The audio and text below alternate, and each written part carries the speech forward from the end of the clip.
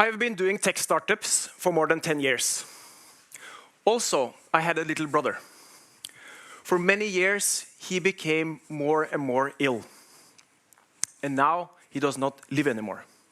That made me reflect a lot on how we organize care in our society, and in general also how we organize our welfare states.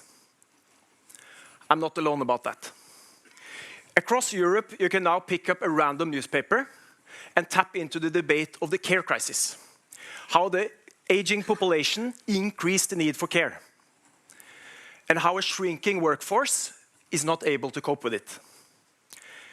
And we won't have time for TED Talks and seminars like this if a part of what we earn should pay someone to organize someone in a different department, in a different sector, to take care of everyone we love.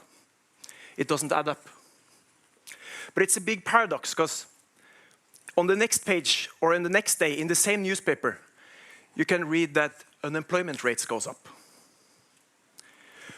People start asking themselves, what should we humans do when the robots take over all our jobs? We know that loneliness is a bigger killer than smoking. And in the UK, they have appointed now a minister of loneliness. So do you see the paradox? On one side, we worry that we have too few hands.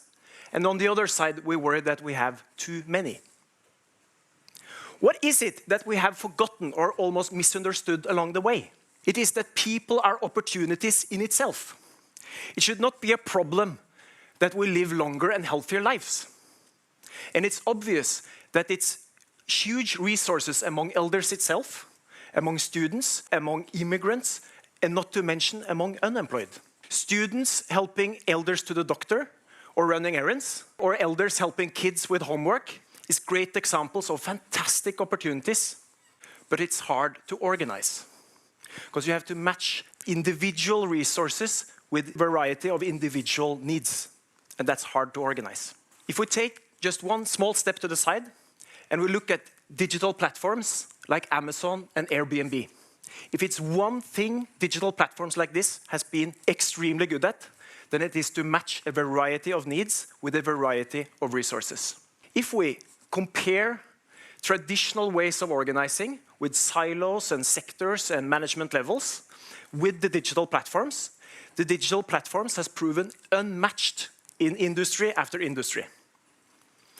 Hilton Hotel spent 85 years on being able to offer 600,000 hotel rooms. Airbnb spent less than 5 years in order to be able to offer more than 1 million apartments. And that is through digital platforms that allows self-organizing. So what would happen if we applied the same principles of self-organizing onto the welfare state? If we, within secure frames, could make it just really easy to ask for help and really easy to contribute with what you're good at, then a lot of things would happen.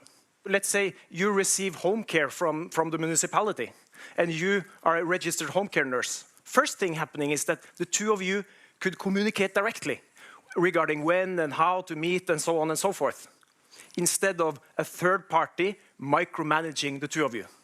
It gives you more user control as a user, and you as an employee is more empowered. And of course, it's less administration cost. But then it becomes more interesting, because if you look around you, you're not alone. Because you have healthy pensioners. Healthy pensioners, they are traveling abroad, they are climbing the mountains just to fill their time. And they want that freedom. So it's not sure that they want to commit to weekly or daily assignments at their community center. But they might be able to contribute with a lot when they can and with what they're good at. And if it's easy to ask for help and easy to help others, then it's also easy to include all these healthy pensioners when it suits them. And also the immigrants, and also the students, and also the kids, and the neighborhoods and the families, and not to mention the unemployed. The day after you lose your job or drop out of school, you can be qualified with what you're good at, and you can start contributing with things that's good for you and good for your community. Until now, I've basically been stating the obvious, right? That digital platforms is extremely powerful when it comes to matching needs and resources. Until I met Jan. I met Jan at the care home a couple of years ago while I was doing research for Nyby before we founded it. And I asked Jan, okay, what would you need help for, just to learn? And then he said, yeah, he was in a wheelchair at the time, so he needed help for all kinds of mobility stuff, right? Errands and get down to town and so on. But then I started asking also, what could you do? How could you help out others if you look at the community around you as a village? And he said, nah, it was not too much he could do because he was stuck here. But then in advance, I had talked to him for an hour, so I got to know him a little bit. And so I knew that he spoke Vietnamese because he lived 7 years in Vietnam. He had an iPhone 6 with more apps than me, so he was a super tech-savvy guy. And then he used to help kids with homework as a volunteer before the wheelchair. And then he had a great career. So I just started kind of nudging him a bit, and probably you could help people find the right job or get out of unemployment or something. And I said, nah, it's 10 years since I've been at work, and so many things has changed. But then I said, probably you know more about Norwegian labor life than, let's say, a dropout from school. Both parents are on the social service and maybe from Somalia. Maybe he knew more about Norwegian labor life than that. And then it started dripping out of him. And the next morning, he sent me an SMS that he had been thinking all night of all he could do if only people came to him. That was the only blocker. And if we look at this care home, we look also for the abilities there, not just what's wrong. Then we see that it's a resource hub. We have Jan, he's a great example, but it's also people that have survived 40 years of marriage. It should be fantastically interesting. Yeah. Fantastically interesting for our generation. Do we just make an app to save the world, or do we put grandma out on eBay?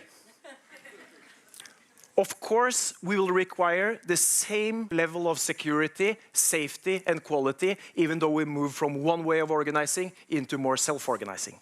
And that's the beauty, because it's possible to have the same level of security, safety, and quality also on a digital platform and still enjoy the fruits of self-organizing. It is possible to follow the same juridical guidelines. It is possible to have the same kind of organized labor life. At Nyby, we have talked to hundreds of people. We have talked to managers at all levels at the municipalities and the community centers and the private companies that we work with. We have talked to users, and we have learned a lot from users. We have talked to families and friends and so on and so forth. Together, we have boiled down the complexity in public sector into a user-friendly digital platform, of course also with apps.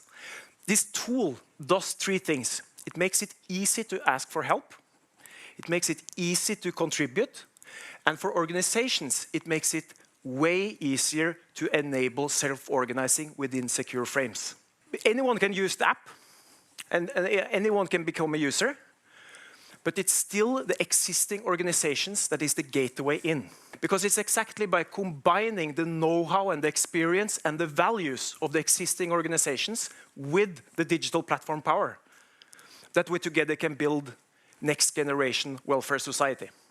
Organizing ourselves this way, we can get better welfare states. We can get more services at a lower cost. We can include people, we can reduce loneliness. What happens when we start seeing the possibilities in each human being? I learned a lot from my brother, and from my family and friends, and from the social workers helping him out when he was ill. But if there is one thing more important than any other things that I learned, it is the fact that everyone has something to share and offer. It changed my life. And if everyone has something to share and to offer, how does that change the way we look at each other? How does that change the way we look at ourselves? Thank you.